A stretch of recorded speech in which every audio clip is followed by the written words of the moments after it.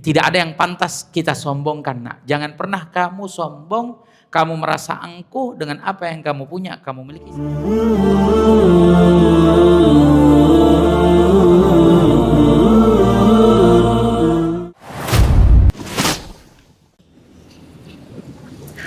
Bismillahirrahmanirrahim. Assalamualaikum warahmatullahi wabarakatuh. Alhamdulillah maulana al-karim wa khaliquna al-azim alladhi laysa kamithlihi syai'un wa huwa as-sami'ul basir. Allahumma salli wa sallim ala sayyidina Muhammadin nurika sari wa madadika al-jari wajma'na bihi fi kulli atwari wa ala alihi wa sahbihi ya nur. Segala puji dan syukur kita panjatkan kehadirat Allah Jalla Jalaluh. Salawat dan salam semoga selalu terlimpahkan kepada kekasih kita, panutan kita, teladan kita, kecintaan kita, Nabi kita Muhammad sallallahu alaihi wasallam beserta keluarga besarnya dan seluruh sahabatnya, juga para pengikutnya hingga hari kiamat. Yang kita hormati, kita muliakan, kita cintai segenap pengurus Masjid Abdullah Nur. Kita doakan para pengurus Allah beri panjang umur, sehat afiat. Para hadirin hadirat jamaah salat zuhur Masjid Abdullah Nur, mudah-mudahan kita semua Allah senantiasa beri panjang umur, Allah senantiasa berikan kesehatan, keafiatan guna dalam taat beribadah kepada Allah Subhanahu wa taala. Allah mudahkan segala urusan kita, baik urusan dunia dan akhirat. Amin ya Allah ya rabbal alamin. Alhamdulillah, kita bersyukur Allah Subhanahu wa taala mengkaruniakan kita nikmat yang besar, di mana nikmat kita bisa sama-sama menunaikan perintah Allah Subhanahu wa taala. Melaksanakan salat zuhur dalam berjamaah merupakan karunia dari Allah Subhanahu wa taala, keutamaan dari Allah Subhanahu wa taala, sebab kita tidak mampu salat, melainkan kekuatan untuk kita bisa salat adalah dari Allah Subhanahu wa taala. Hidayah dan taufik datangnya dari Allah Subhanahu wa taala. Begitulah Allah Subhanahu wa taala memberikan banyak karunia dan nikmat untuk kita. Banyak nikmat-nikmat yang Allah Subhanahu wa taala berikan, namun seringkali kita hanya melihat daripada nikmat-nikmat yang zahir saja.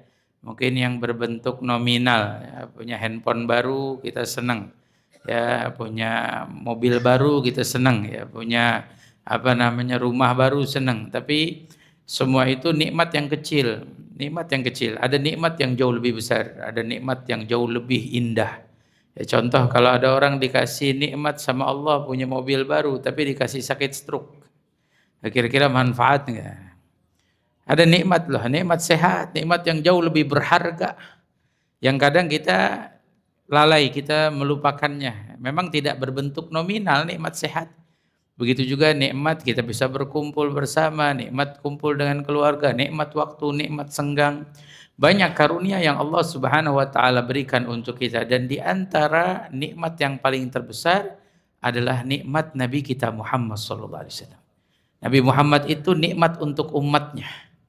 Nikmat yang sangat besar untuk kita. Allah Subhanahu wa taala sendiri yang menyatakan dalam surat Al-Imran, "Laqad mannallahu 'alal mu'minina idz ba'atha fihim rasulan min anfusihim yatlu 'alaihim ayatihi wa yuzakkihim wa yu'allimuhumul kitaba wal hikmata wa in kanu min qablu lafi dhalalin mubin."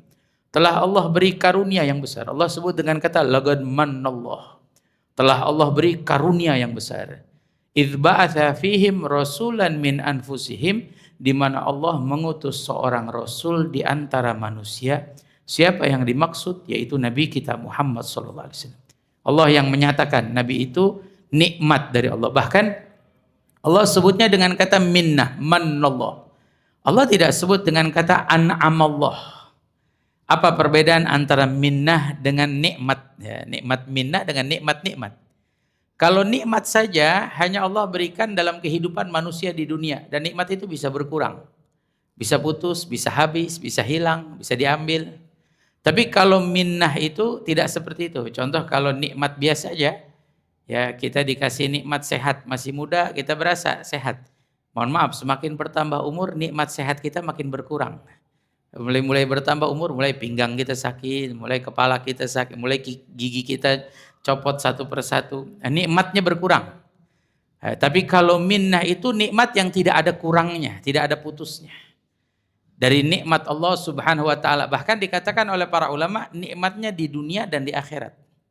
Seperti nikmat yakin, nikmat selamat, ya, nikmat iman, nikmat Islam, dan nikmat Nabi kita Muhammad sallallahu alaihi wasallam. Makanya Allah sebut di dalam Al-Qur'an, "Manallahu 'alal mu'minin." Allah berikan karunia yang terbesar, di mana Allah Subhanahu wa taala berikan kita Rasulullah menjadi panutan kita, teladan kita, sebaik-baiknya panutan, sebaik-baiknya teladan dalam diri Rasulullah untuk setiap aspek kehidupan. Siapapun kita, posisi apapun kita, teladan yang terindah adalah Nabi Muhammad SAW. Laqad kana lakum fi Rasulillahi uswatun hasanah, telah dijadikan untuk kalian di dalam diri Rasulullah. Artinya kita yang diutus kepada kita Nabi kita Muhammad sallallahu alaihi wasallam. Cuman seringkali kita kurang dalam mengenal Nabi.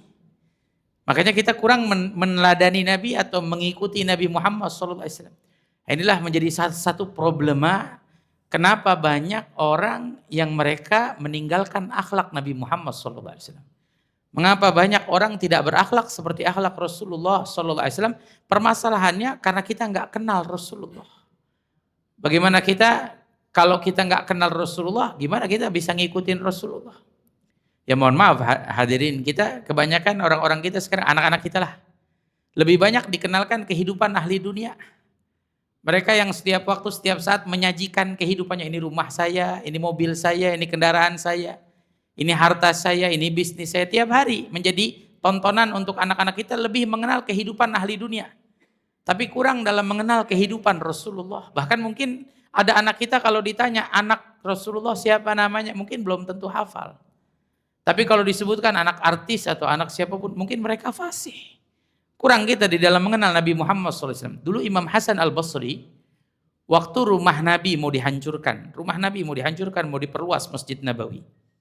Imam Hasan Al-Basri ini seorang tabi'in, sampai disebut juga kubarut tabi'in, pembesar tabi'in, salah satu dari ulama salaf.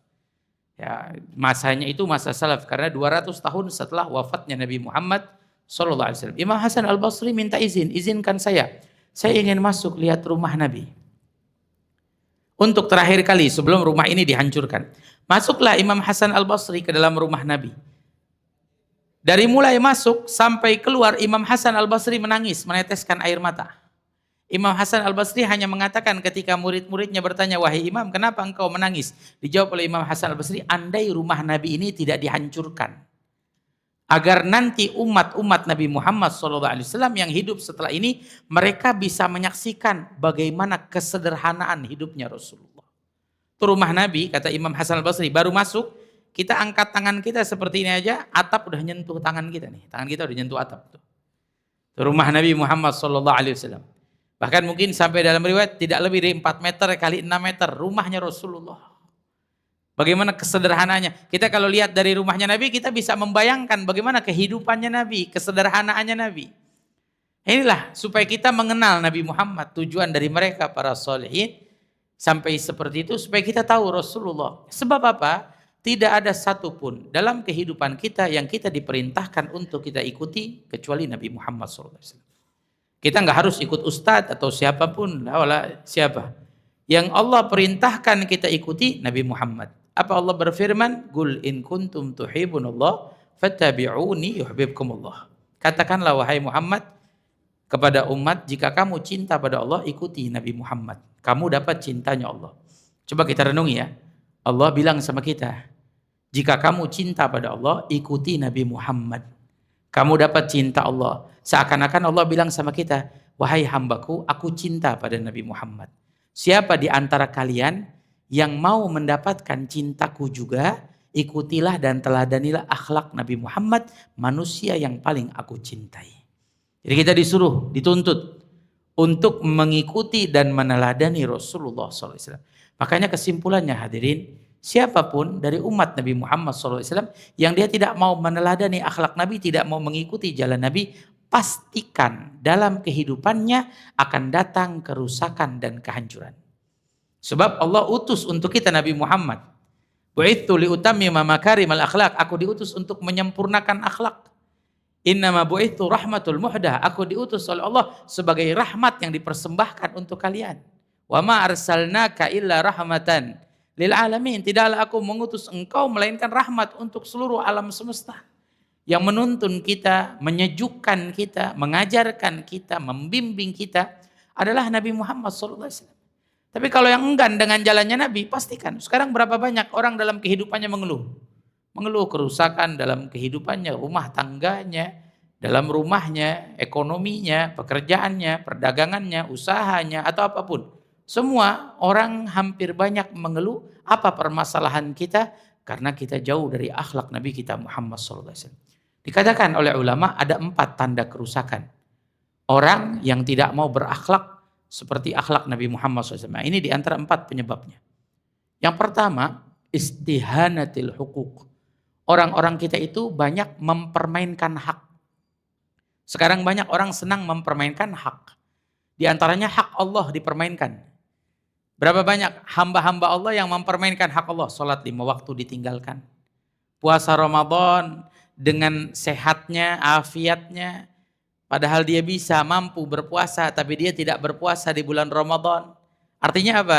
Dia mempermainkan haknya Allah dari setiap hamba-hambanya. Kemudian juga hak sesama hamba Allah. Berapa banyak suami yang mempermainkan hak istri. Istri mempermainkan hak suami. Orang tua mempermainkan hak anak, menelantarkan anak, tidak mendidik anak. Anak mempermainkan hak orang tua, tidak menghormati orang tua, tidak berbakti. Saudara mempermainkan hak saudaranya, tetangga mempermainkan hak tetangganya. Semua ini terjadi. Apa permasalahannya? Sebab kita tidak ikuti jalannya Rasulullah. Padahal Rasulullah sudah begitu sempurna mengajarkan kita. Bagaimana kita menjadi ayah. Bagaimana kita menjadi anak. Bagaimana kita di posisi membina rumah tangga. Bagaimana dalam persahabatan. Tidak ada contoh lebih indah dibandingkan Nabi kita Muhammad SAW. Bagaimana persahabatan Nabi, bagaimana Nabi dalam bertetangga. Semua sudah sempurna. Tinggal kita yang mau ambil jalan. Kalau kita nggak mau ambil jalannya Nabi, maka kita nggak dapat jalan tempuh yang terbaik buat hidup kita. Nah, ini yang pertama dari kerusakan jika orang-orang mempermainkan hak-hak. Ya, banyak orang mempermainkan hak. Yang kedua,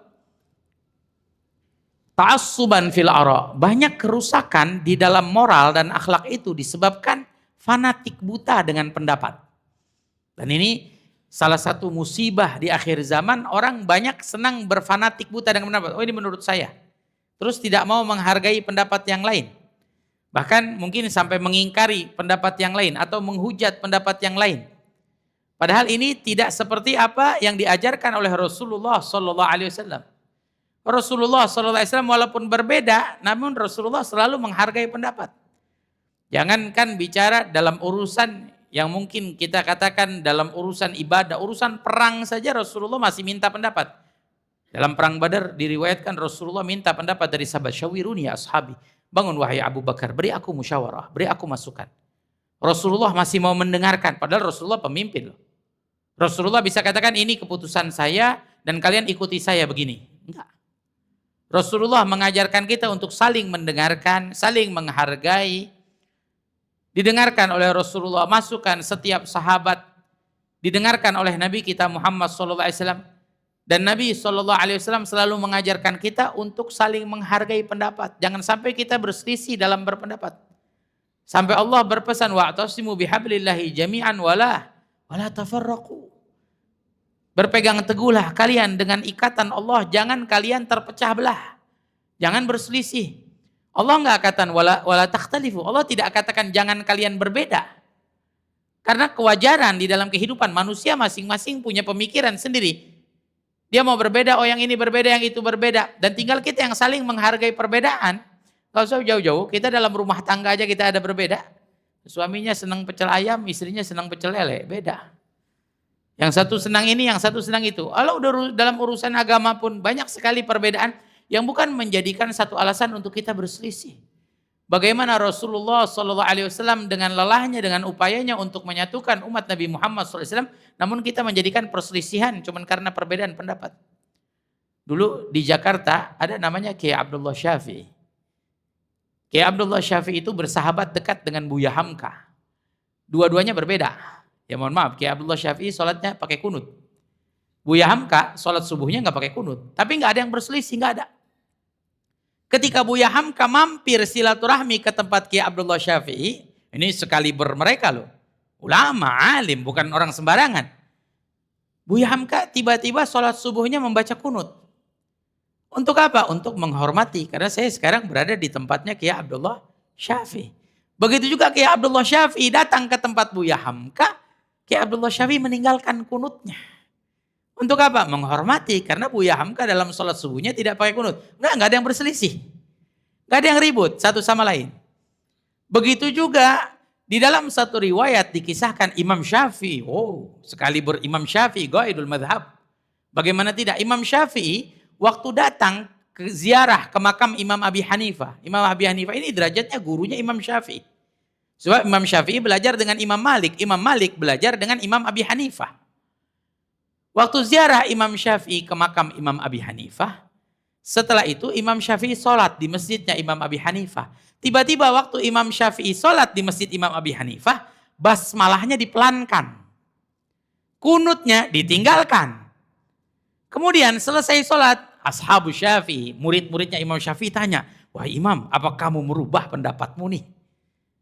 Kata Imam Syafi'i, enggak, saya enggak rubah pendapat saya, keputusan saya, ijtihad saya enggak akan merubahnya.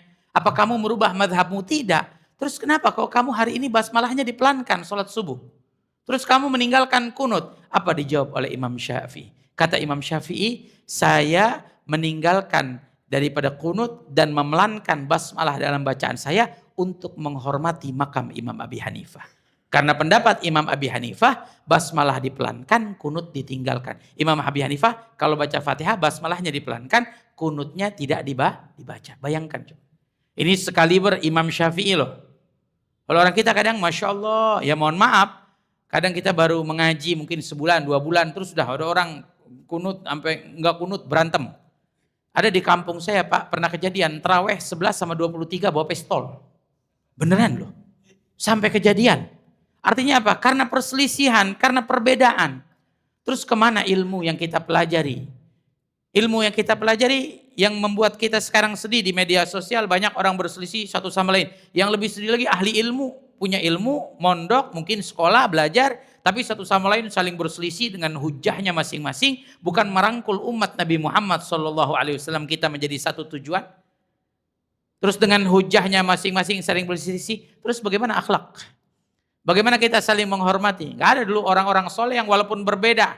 Jangan kita katakan dalam 2 orang yang berbeda. Dalam 1 orang saja bisa ada perbedaan loh dalam pendapat. Saya sebutkan ya, Imam Nawawi di dalam kitabnya Minhajut Talibin, beliau sebutkan sholat sunnah duha paling banyak itu 8 rakaat. Imam Nawawi juga di dalam kitabnya yang lain namanya Raudhatul Talibin, beliau malah berpendapat sholat sunnah duha paling banyak 12. Nah, ini beda loh, 1 orang beda. 1 orang dalam 2 perbedaan. Kalau mau ribut bagaimana nih? Bingung dia. Ya, dia sama dia sendiri. Karena apa? Perbedaan adalah rahmat dari Allah Subhanahu wa ta'ala. Menunjukkan luasnya ilmu, luasnya pemahaman. Yang sekarang mungkin diambil oleh setiap orang. Menunjukkan luasnya pemahaman, luasnya ilmu. Bahkan dikatakan dari tanda keluasan ilmu. Ya, min alamat wasa' ilmihi galla ingkarihi. Dari tanda keluasan ilmu seseorang itu sedikit dia mengingkari orang. Bukan kerjanya ngingkarin orang, nyalahin orang, iniin orang. Dengan pendapatnya dia yang dia pentingkan sehingga dia menyalahkan orang lain. Ini tanda mohon maaf tidak keluasan ilmunya. Seakan-akan dia tidak menghargai perbedaan-perbedaan pendapat di antara para ulama, tidak mengkajinya dengan sebaik-baiknya. Sedih kadang-kadang kalau saya bilang ngelihatnya seperti itu. Ya, mohon maaf, makanya kita punya ilmu sebanyak apapun tidak bisa terpisahkan dengan yang namanya akhlak. Akhlak untuk kita saling menghormati. Ya mohon maaf, andai 700 kitab di rumah kita, kita punya ilmu, orang yang banyak ilmunya tapi tidak punya akhlaknya hancur. Orang juga yang berakhlak, akhlak bagus, adabnya bagus, tapi dia tidak memiliki ilmu pemahaman dalam agama juga rusak. Tidak bisa. Jadi keduanya tidak boleh dipisahkan. Karena ada orang bilang, yang penting kita berakhlak walaupun kita nggak punya ilmu. Enggak juga. Keduanya harus seimbang. Kita fahami agama, kita belajar ilmu, dan kita berusaha mengamalkannya dengan kita berakhlak. Nah, inilah yang ketiga. Yang keempat, yang terakhir, tarafu'an lin nufus. Maaf, yang ketiga, tarafu'an lin nufus. Apa itu? Orang yang sombong dengan bangga diri. Sehingga angkuhnya menjadikan dia merendahkan orang lain. Ini tanda kerusakan moral. Ini penyebab kerusakan moral. Sekarang berapa banyak orang yang rusak moralnya sebab ini? Sebab karena dia merasa dirinya dia hebat, angkuh, apa yang dimiliki, sehingga dia merendahkan orang lain. Mohon maaf saya sampaikan ya, kemarin terjadi kerusuhan di Jakarta sampai ada rumah dijarah. Sebab apa? Sebab orang yang angkuh, merasa dirinya hebat, sombong, sehingga Allah Subhanahu wa Ta'ala yang merendahkannya. Padahal sifat sombong itu bukan sifat kita. Kita nggak dipantaskan untuk sombong. Al-kibriya uridai, kata Allah. Sombong itu selendangku, kata Allah, bukan sifat makhluk. Tidak ada yang dipantaskan untuk kita sombong. Apa yang kita mau sombongkan? Mohon maaf, yang sombong dengan masa muda akan tua. Berapa banyak yang belum tua sudah dipanggil oleh Allah. Yang sombong dengan sehatnya akan sakit. Yang sombong dengan banyak hartanya bisa habis. Yang sombong dengan jabatannya bisa turun. Yang sombong punya ilmu, hakikatnya tidak punya ilmu. Orang punya ilmu tawadhu, rendah hati, bukan sombong. Saya pernah Pak, 3 tahun yang lalu kurang lebih. Saya punya adik, istrinya melahirkan, gendong ponakan saya tuh. Saya punya ibu, datengin saya. Nah, doain. Waktu itu baru pulang dari Solo kita.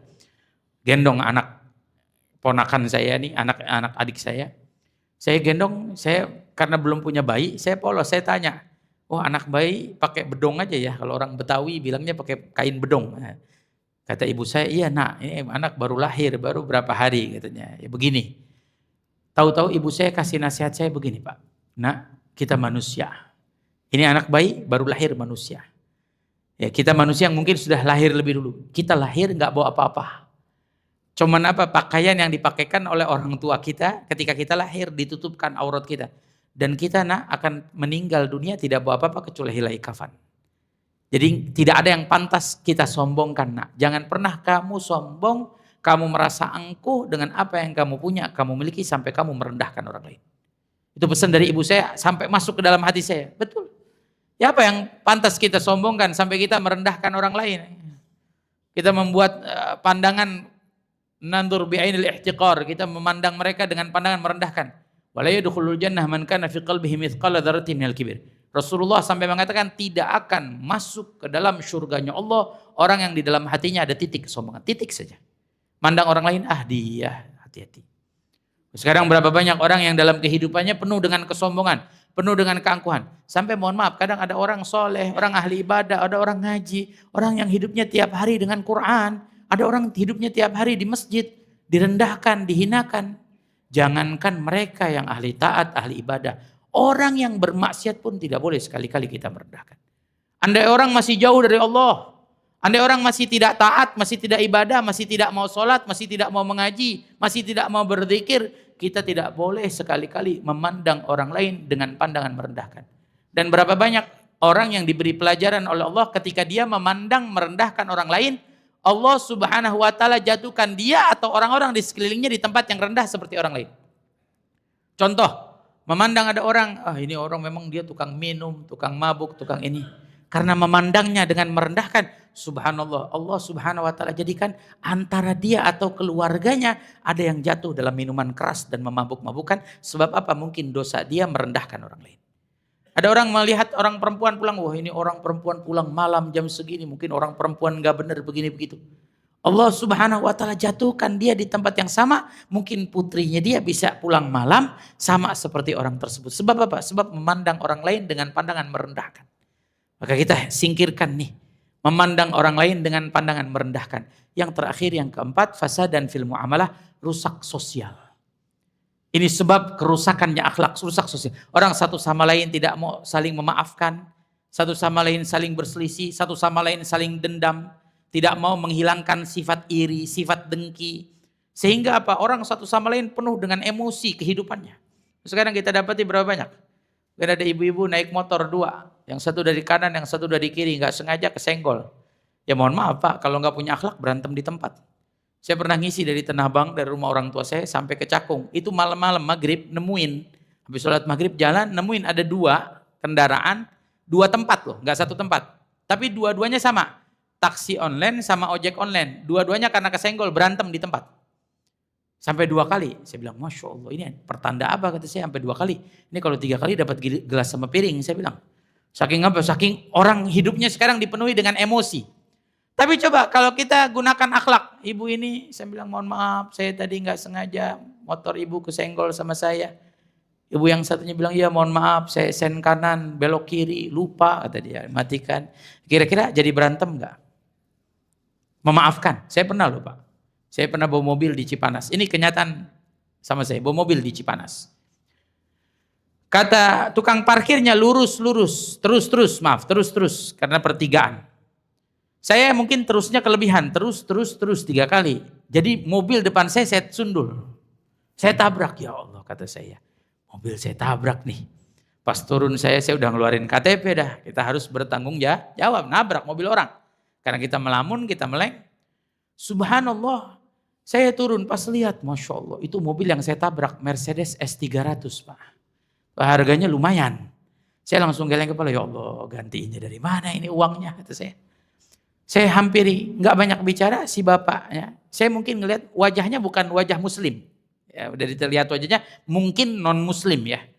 Saya cuma ngomong gini, maaf Pak, saya nggak sengaja mobil bapak saya sundul, saya tabrak. Saya harus ganti, mau kita ke bengkel sekarang atau mau nanti ini KTP saya, ini alamat saya, ini nomor telepon saya. Tiba-tiba karena kita ngucap minta maaf, dia nengok cuman ngomong, gak apa-apa Pak, udah gak apa-apa. Kebetulan saya punya asuransi, biar nanti mobil saya yang rapihkan sendiri. Dalam hati saya, Alhamdulillah. Artinya apa? Allah kasih keberkahan ketika kita bisa mengamalkan akhlak. Makanya kalau ada anak muda di sini, saya pesankan 3. Yang pertama, minta maaf. Kalau ada kesalahan yang terjadi, baik dari diri kita atau orang lain, siapa yang minta maaf terlebih dahulu, dia yang terbaik. Yang kedua, jangan lupa minta tolong. Kita minta sesuatu dari orang lain, jangan ambilkan ya, minta tolong. Kalau dalam bahasa Arab itu ada disebutnya min fadlikum. Dari kemuliaanmu, tolonglah aku. Ambilkan gelas, ambilkan ini. Apalagi dari anak untuk orang tua ya. Yang ketiga, jangan lupa terima kasih. Kita seringkali lupa berucap terima kasih. Padahal dulu kita masih kecil diajarkan oleh orang tua kita. Kalau ada orang ngasih sesuatu, bilang terima kasih. Ucap terima kasih. Sebab ketika kita mengucap terima kasih pada orang lain, ini akhlak yang mulia. Itu akan memberikan orang lain itu kesenangan di hatinya, batinnya. Kita belanja di minimarket. Walaupun gak ada kembaliannya, cuman struknya saja dikasih, kita ucap terima kasih ya. Itu mungkin orang itu senang hatinya, ya Allah. Merasa dirinya dihargai kerjaannya. Ya mungkin sampai kita senyum-senyum lah bilang terima kasih ya. Saya yakin orangnya juga pasti senyum juga itu. Ya kalau ada orang kita udah ucap terima kasih ya, udah sambil senyum, udah sambil kita liatin muka kita ke hadapannya, dia masih cemberut juga, berarti memang masalah hidupnya banyak banget itu orang. Ya masalahnya besar mungkin itu orang. Tapi biasanya orang senang, kayak kita dikasih jalan aja, ada orang lagi duduk, dia bukan tukang parkir Pak. Tapi karena kita dikasih jalan, kita ucap lurus-lurus kata dia, lurus-lurus. Kita cuma suruh lurusin setirnya. Jangan dibelokin setirnya biar dapat jalannya. Terus selesainya kita ucap terima kasih Pak. Bohong kalau nggak orang itu senang. Tapi kalau kita jalan begitu aja, orang itu mungkin ngomongin kita di belakang, ini orang ya petantang peteng-teng. Jalan-jalan aja, wala terima kasih udah kita bantuin. Artinya apa? Kita sangat perlu saat ini dengan akhlak Rasulullah SAW. Di zaman kita seperti ini banyak terjadi perselisihan, keributan, permasalahannya karena kita jauh dari Nabi kita Muhammad SAW. Saya hanya ingin mengajak dari nasihat yang singkat ini, mari ayo kita bawa pulang akhlak Nabi, hidupkan Rasulullah dalam hidup kita. Contoh Nabi, teladani akhlak Nabi. Setiap satu akhlak Nabi yang kita bisa amalkan akan memancarkan cahaya. Cahaya itu akan menularkan kepada orang-orang sekeliling kita. Memantul kepada orang-orang sekeliling kita. Kita belajar sabar, kita praktekkan dalam rumah tangga kita. Walaupun kita punya anak, Masya Allah, anak kita senang ngambek, tantrum. Tapi dengan sabarnya ayah dan ibunya berakhlak seperti akhlak Nabi. Bohong kalau lambat laun anaknya tidak berubah, pasti akan berubah. Pasti akan menular sifat itu. Saya tutup satu cerita Pak. Ada seorang perempuan pelit luar biasa. Mungkin masih ada hubungan keluarga dengan saya. Pelitnya luar biasa. Ini kisah nyata loh. Pelitnya luar biasa itu sampai mau sedekah aja dia nggak mau ngasih. Dikutuk kalau sedekah jangan sama dia nih. Ini orang kayaknya rumahnya di kampungnya lebih besar. Jangan dia. Jangan sedekah. Jangan ini, jangan itu. Pelit luar biasa. Subhanallah, kemarin buat acara pengajian, dia udah nikah, udah punya anak, buat pengajian acaranya dia buat santunan fakir miskin, anak-anak yatim. Saya baru masuk. Saya cuma bilang gini, Masya Allah, tumbenan kata saya. Ini ada acara sedekahan di rumah ini kata saya. Saya langsung tanya, siapa yang buat acara? Entah suaminya, entah istrinya. Langsung suaminya jawab, Alhamdulillah Ustadz, istri saya yang buat acara santunan sedekahan. Saya langsung bilang, Masya Allah, tumbenan gak hujan bekelir aja kata saya. Kalau orang Betawi bilang gak hujan bekelir, gak hujan berwarna. Saking apa? Saking gak pernah sedekah, tahu-tahu sedekah buat santunan. Kan buat nominal yang jauh lebih besar. Saya habis bilang begitu, langsung ini perempuan nyahut. Dia bilang, ini semuanya gara-gara suami saya Ustadz. Suami saya orangnya baik banget. Gak bisa ngelihat orang. Dia bawaannya mau sedekah aja sana sini. Orang nada, orang gak nada dikasih. Kalau naruh mobil itu uang receh pasti pulang habis, kagak ada recehan. Semuanya dibagi-bagiin sama orang. Sehingga apa? Si istri yang walaupun tadinya pelit tidak mau sedekah, nular sifat baik suaminya kepada istrinya. Makanya saya ingin mengajak, ayo tularkan sifat-sifat yang baik, tularkan akhlak-akhlak yang baik dengan akhlak Nabi kita Muhammad sallallahu wasallam baraka alaihi wa ala alihi. Mungkin ini yang bisa saya sampaikan. Saya diberi waktu 30 menit. Cuman saya ingin berpesan, Bapak atau Ibu yang hadir di Masjid Abdullah Nur, usahakan sempatkan waktu kita mengaji. Dan usahakan anak-anak kita juga biar mengaji Pak. Ya mohon maaf, zaman sekarang anak-anak kita yang muda-muda khususnya lebih senang nongkrong di warung kopi daripada ngaji Pak. Mereka lebih senang main game online daripada ngaji. Kadang sedih kalau hadir pengajian di masjid, alhamdulillah di Masjid Abdullah Nur rame. Masjid-masjid lain kita kalau ngaji pembahasan kitab atau buka apa, pasti yang hadir 20-30 udah luar biasa Pak. Kadang-kadang kita nungguin orang mati dulu baru banyak yang pada ngaji. Ada sebagian orang nungguin orang mati. Mungkin ini tanda kebaikan dia di semasa hidup. Ketika dia meninggal dunia menjadi sebab orang banyak mengaji, ibadah, zikir pada Allah. Tapi jangan nunggu. Sampai saya kemarin ngisi rutinan Pak. Ada di pengajian rutinan di salah satu rumah tahanan di Jakarta. Itu yang hadir kurang lebih 300 orang. Sampai saya kagum, saya bilang Masya Allah, saya baru kali ini pengajian, ngaji kitab yang hadir sampai 300 orang loh, ngaji kitab ya. Beda sama mungkin majelis umum, tablik, akbar, tapi ngaji kitab yang hadir cuman berapa? 20, 30 masjid-masjid lain. Ini di penjara 300 orang. Sampai saya ngomong, jangan nunggu orang di penjara baru pada ngaji, saya bilang. Jangan nunggu kita masuk penjara baru kita ngaji. Ayo kita ngaji, kita makmurkan masjid-masjid kita makmurkan musolah-musolah kita yang insya Allah tidak lain dan tidak bukan manfaatnya buat kita semua, kita belajar yang wajib. Waman a'rada an dzikri fa innalahu ma'isyatan dhanka. Siapa yang berpaling daripada mengingatku kata Allah, aku akan buat kesempitan dalam kehidupannya. Kita seringkali berpaling daripada majelis-majelis ilmu, dari pengajian-pengajian yang mengajak kita mengingat Allah. Kita sering berpaling, makanya Allah buat kesempitan dalam kehidupan kita di dunia. Mudah-mudahan Allah panjangkan umur kita diistiqomahkan oleh Allah, hadir di dalam perkumpulan-perkumpulan yang baik, perkumpulan-perkumpulan yang mulia, yang tidak lain dan tidak bukan, menjadikan kita semakin dekat dengan Allah Subhanahu wa taala. Amin ya Allah ya rabbal alamin. Mungkin ini yang bisa saya sampaikan, kurang lebihnya saya mohon maaf. Hadza minni wal afu minkum. Wassalamu alaikum warahmatullahi wabarakatuh.